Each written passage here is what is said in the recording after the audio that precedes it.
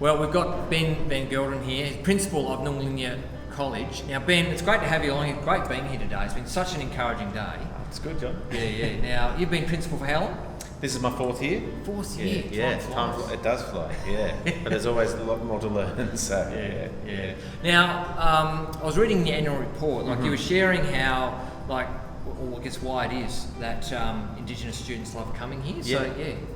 Why they like coming? Yeah. Well, there's consistently three reasons, actually, that people give us feedback around. One is to grow in their faith. That's very strong. People want to come and learn the scriptures, grow in their faith. That's always number one. Number two is an interesting one. They actually like to come to Nungalinya, I guess, for a bit of a rest or refreshment. Community life is difficult. Many of the elders that come here are really responsible people. They're the workers. They're the ones on the board for the school and the shop. And they actually come to Nungalinya more like a retreat or an extended church camp. It's a bit of a chance to be refreshed, be re-energised, and then go back and serve again. That's number two. And then number three is perhaps unique to our setting. People like to come here because they actually share across their clan and language groups. So at home they're in with their own people, and their church structures are theirs, and it comes from the mission times mixed with their own culture. But here, there's many languages and there's many cultures and there's many clan groups, and they actually really like that sort of informal fellowship and sharing that happens. So how many different clans, languages, dialects are there? Well, in the territory there's still over 100 languages as the first language. Not known very well. There's some which are bigger than others, but that's the number. But even across a typical class of maybe 15 students, there'd probably be 6 or 7 languages in that class. So, and we had a languages workshop this week, and there was 12 languages in a group of about 25. The diversity is quite remarkable. And when we say languages, they are discrete languages. They're mutually unintelligible, as they say. So you can't just pick it up.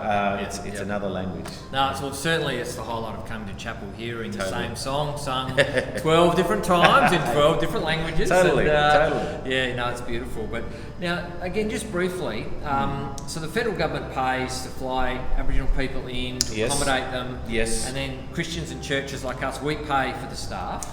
Essentially, that's how it works. And across the year, let's sort of take COVID out of it, but across the year, approximately how many students would come in? About 300. Right. Yeah, so across the whole year, about 300. Everyone's only staying for short periods of time, 2 weeks to 4 weeks time. So there's a lot of coming and going. But across the year, about 300 students, and probably half of those are in what we call our foundation studies courses, which is the entry-level courses. They're literacy and numeracy courses, but taught through the scriptures. So people might come in, and this year they're doing the gospel. They're doing the story of Jesus, while another group's doing a New Testament overview, or in the Old Testament year they're doing Abraham or Moses. So taught through a major scriptural narrative or character. Oh, that's fantastic. And how many people in the territory? Like how many Indigenous people approximately? Well, they reckon just over half the territory is Indigenous folk, but of course remote, it's like 95% of the people are Indigenous, and just a very small amount of white fellas. So we're talking over 100,000. Yep. Right. Okay. So 300 a year, over 100,000. So just chipping away. Well, eventually everyone will come to Nungalinya. Well, in all beautiful. Seriousness, many people come here on the back of my father came here. My uncle came here, my grandmother came here in an earlier iteration of the college's history. And it may have been doing something similar, or it may have been a very different course, 1982. But to remote Christians, this is their college. This is the church's college, and it's almost 50 years old now. So it's beautiful. Now,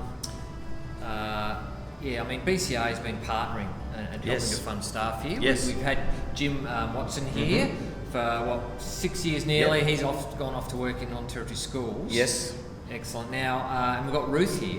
So, I guess, what does that partnership mean to you, to the college? Well, it means everything, really, because, as you mentioned, without the partnerships with mission organisations, individual churches, individuals, we don't function still, actually. The government is really generous when we're offering accredited courses, but it's not enough for the whole thing to go around. Yeah. So without your partnerships, in all seriousness, the whole thing wouldn't work. Yeah. So we're really happy for BCA to be part of that, and there are others as well.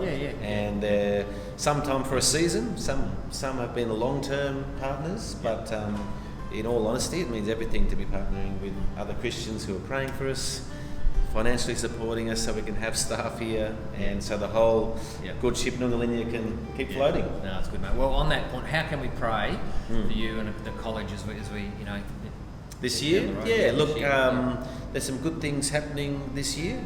There's a new course which is a First Languages Literacy course. Right. So people are coming in actually to learn how to better read and write their own language. Almost everyone can speak their own language, but reading and writing is a different skill. And that's a pathway to further translation work. Okay. So that's really exciting. We have a few other courses which are new, started last year but are still pretty new. An art and faith course and a family well-being, domestic violence prevention course. So we're really hoping to bed those down and draw people in and go that level deeper, I guess, in some of those areas. So pray for those. And look, generally just pray that students will come in and stick to their study. You know, a lot of things can come up.